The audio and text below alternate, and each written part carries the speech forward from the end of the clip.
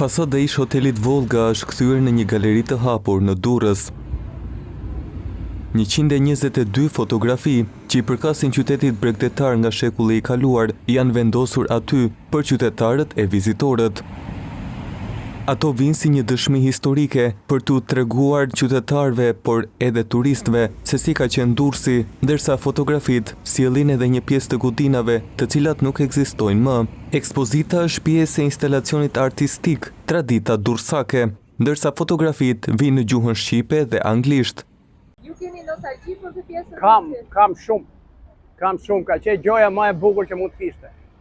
Nga një anë mendoj se është një risi e mirë që është sjellur, pasi çdo njeri që vjen këtu në vendin tonë, sidomos turistët, janë të qartë duke parë se çfarë ka qenë më përpara Durrësi dhe si është tani.